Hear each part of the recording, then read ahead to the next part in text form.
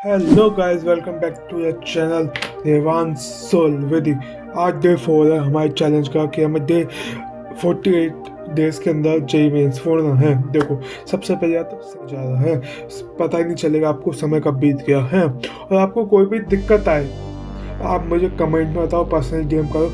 मैं आपकी प्रॉब्लम पक्का शेयर करूँगा, आपको हर चीज़ का सॉल्यूशन दूंगा। आपको कोई भी दिक्कत हो मुझको बताना।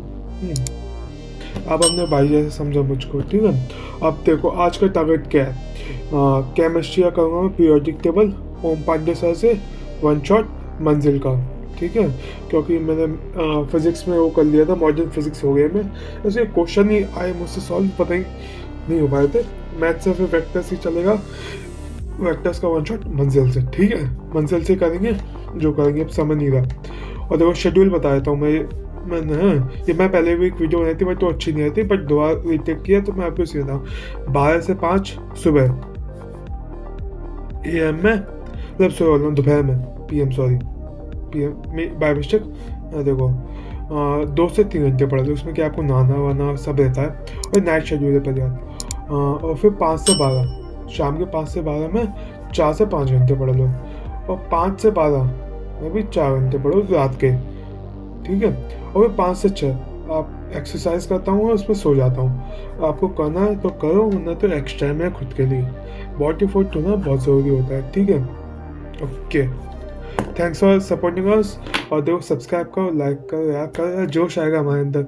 आपको कोई भी दिक्कत आए, आपको किसी भी टॉपिक के ऊपर वीडियो चाहिए तो मुझे बता देना, ठीक है। आज का हमारा लॉ 4 है। लॉ 4 क्या कहता है? Always say less than necessary. तो मैं आपको जीवन का एक एक पॉइंट बताते हुए चल रहा हूँ कि आपको अपने जीवन में क्या क्या करना होता है। मैं अपने 48 लॉज ऑफ पावर बता रहा हूँ।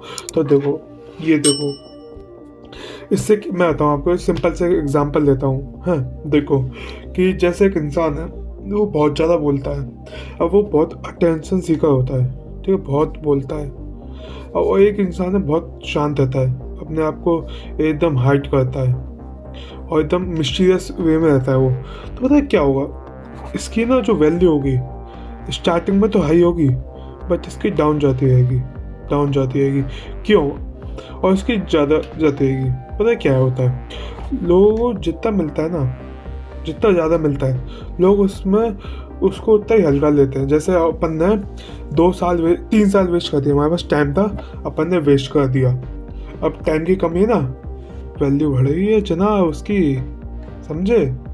देखो, एक एग्जांपल और देता हूँ, अच्छे समझ में आएगा। अगर आप एक गधे की बहुत ज़्यादा तारीफ करोगे ना, तो अपने आपको शेर मानने लगे। क्या मानने लगे? शेर। क्योंकि उसको ऐसा लगे कि उससे ऊपर कोई नहीं है। ये इससे कुछ ताल्लुक नहीं कर रहा है। आप सोचोगे ताल्लुक नहीं कर रहा है, फिर भाई क्यों बोल रहा है? ये होता है हमारे साथ, हम बोलते हैं, बहुत ज़्यादा बोलते हैं, पूरे ग्रुप में अपन नहीं बोलेंगे। और आपको लगेगा कि आप ही उस ग्रुप के मेन हेड हो, पर उस ग्रुप का मेन हेड कोई और होता है जो कम बोलता है, बस सारे डिसीजन वही लेता है। और देखो, आप कभी भी ना ज़्यादा मत बोलो, अपनी कमज़ोरियाँ किसी को मत बताओ। अगर आप अपनी वीकनेस बताओगे ना किसी को, हाँ, तो उसका फ़ायदा उठाता है, पता है, फ़ायदा उठाता है। अभी नहीं उठाएगा आपके सामने, आपके पीछे से आपके फ़ायदा उठा सकता है।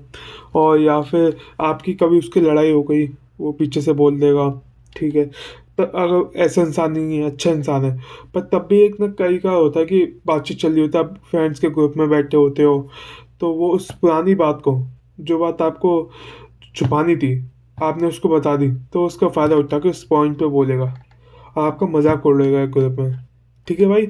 इसलिए हमेशा always say less than necessary, ठीक है। याद रखना, ज़रूरत से ज़्यादा बोलना बिल्कुल अच्छा नहीं है।